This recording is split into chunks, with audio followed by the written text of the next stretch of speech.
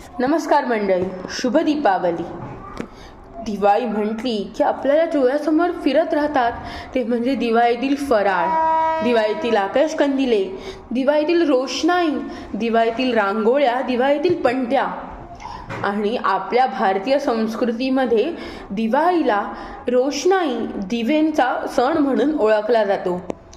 तर दिवाळी हा एकच सण असा आहे की जो सर्व धर्मीय लोकांमध्ये अतिशय आनंदाने आणि उत्साहाने साजरा केला जातो. तर दिवाळीचे साजरी करण्याची पद्धत भरपूर प्रत्येक राज्यानुसार, प्रत्येक प्रांतानुसार वेगवेगळी ठरत जाते. पण याच दिवाळीमध्ये सर्वात जिव्हाळ्याचा विषय असतो तो म्हणजे फटाके. अगदी लहान मुलापासून ते मोठ्या माणसांपर्यंत सगळ्यांनाच वेड लादलेले असते या फटाक्यांचे. तर आपण या विचारसत्रात याच्यावरच बोलणार आहोत की हे फटाके आपल्यासाठी हानिकारक ठरतात की हेच फटाके आपल्यासाठी उपयोगी ठरतात किंवा आनंदाचे ठरू शकतात. तर सर्वात आधी आपण हे जाणून घेऊया की या फटाक्यांमध्ये नक्की कोणकोणते पदार्थ वापरलेले असतात. या फटाक्यांमध्ये gunpowder, phosphorus, potassium, barium nitrate, strontium nitrate, sodium nitrate इत्यादी विषारी पदार्थ या फटाक्यांमध्ये वापरलेले असतात. तर जेव्हा हे फटाके फुटतात तेव्हा या फटाक्यांमधून आपल्याला आधी रोषणाई जाणवते, म्हणजे हे सगळे पदार्थ आधी जळतात आणि त्यानंतर आपल्याला तिथे धूर जाणवतो. तर हेच पदार्थ सॉलिड स्टेटमधून एअर स्टेटमध्ये येतात, म्हणजे घनतेतून हे वायुरूपामध्ये येतात. हे पदार्थ जर सभोवताली असलेल्या वातावरणात पसरले तर हे वातावरण प्रदूषित होऊन जाते आणि हीच प्रदूषित हवा आपण घेत असतो. यामुळे आपल्यालाच नाही तर म्हाताऱ्या लोकांना देखील श्वसनाचे त्रास होतात. फुफ्फुसांमध्ये हे लहान लहान कण अडकून फुफ्फुसांमध्ये ब्लॉकेज अशा इत्यादी समस्या आपल्याला तोंड द्याव्या लागतात.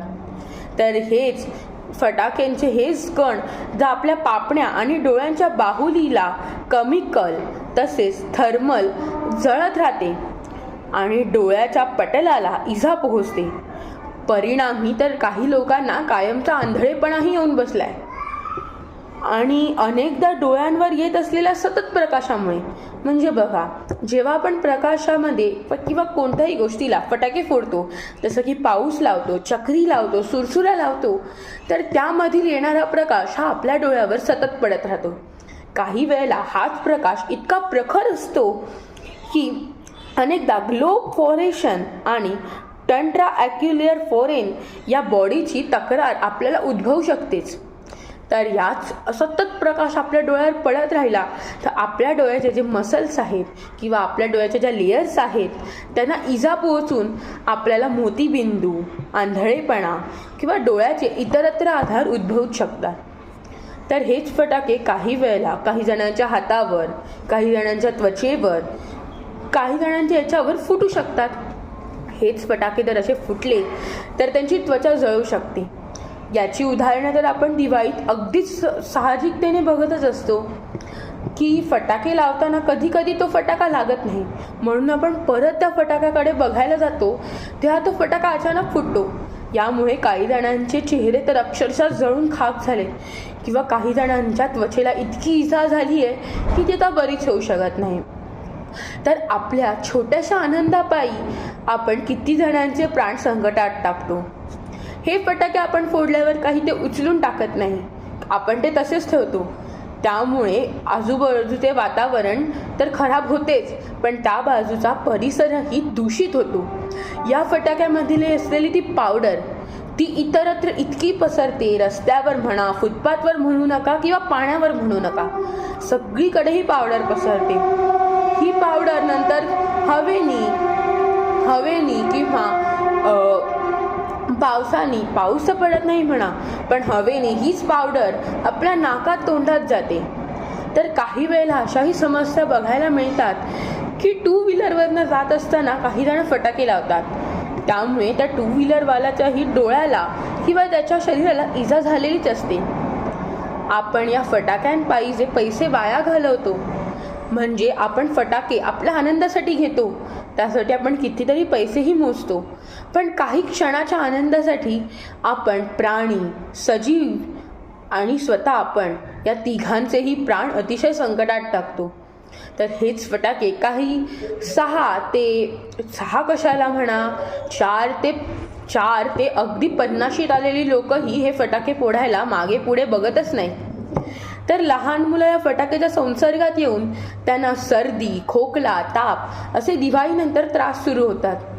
याच फटाक्यांच्या धुरात सतत राहिल्यामुळे आपल्याला आजारी पडावे लागतं. बघा ना, आपला हा दिवाळीचा सण म्हणजे दिव्यांचा, रोषणाईचा आणि आनंदाचा सण, पण आपल्या एका छोट्याशा चुकीपायी आपण किती जण हे करतो. तर मित्रांनो, बघा ना, हा दिवाळीचा सण आपण आनंदात साजरा तर करतो, पण याच दिवाळीच्या सणानंतर आपल्याला सर्वात जास्त अनुभवायला मिळतात ते म्हणजे आजार. तर आपणच लक्षात घ्यायला नको का की आपल्या आनंदापायी आपण किती जणांचे प्राण संकटात टाकतो आणि स्वतः आपणही संकटात पडतो. आता बघा, ग्लोबल वॉर्मिंग हा विषय तर तुम्ही सगळ्यांनीच अनुभवलाय आणि ऐकलाही असणार. किती तापमान वाढलंय, निसर्गाचा तर काही मेळच नाही, आणि दिवाळीत फोडणाऱ्या फटाक्यांमुळे तर आपण या ग्लोबल वॉर्मिंगला अजूनच खतपाणी देतोय. तर मित्रांनो, लक्षात ठेवा, मी तुम्हाला जबरदस्ती नाही करत आहे किंवा मी तुम्हाला माझे नियमही नाही सांगत आहे. मी तुम्हाला फक्त एक विनंती करते, फटाके फोडा, मी नाही म्हणत नाही, पण ते कसे फोडायचे, कुठे फोडायचे आणि किती फोडायचे हे प्रमाण तर आपल्यालाच बघायला नको का? कारण अति तेथे माती ही लिहिलेलीच. हा श्लोक तर तुम्ही नक्कीच ऐकला असणार आहे. तो म्हणजे अतिदानात बलिर्बद्धो यतिमानात सुयोधन विनष्टो रावणो लौल्यात अति सर्वत्र वर्जयेत. त्यामुळे फटाक्यांचा अतिवापर टाळा आणि आपल्या कुटुंबाची आणि सर्वांचीच दिवाळी आनंदाने जाऊ द्या. आजारांना तोंड देण्यापेक्षा त्याच पैशांनी आपण आपलं पुढचं आयुष्य घडवायला मदत करूया. चला तर मग आजपासून आपण ठरवूया की आम्ही फटाके फोडणार नाही, कोणाला फोडू देणार नाही आणि आमच्या वातावरणाला वाचवू. पण जर फटाके फोडणार असू तर जितके फटाके फोडतोय तितक्याच प्रमाणात दर दिवशी 2 झाडं लावू, जेणेकरून की आम्ही फोडलेल्या फटाक्यांमधून जो निघणारा कार्बन डायऑक्साईड आहे ती ही झाडं शोषून घेतील आणि त्या झाडांची निगा ही आम्हीच राखू. चला तर मग आजचा विषय मी इथेच थांबवतो. भेटूया पुढच्या व्हिडिओमध्ये. तर या चॅनलला लाईक, सबस्क्राईब आणि शेअर नक्की करा. बाय बाय आणि धन्यवाद माझा पूर्ण व्हिडिओ ऐकल्याबद्दल. शुभ दीपावली.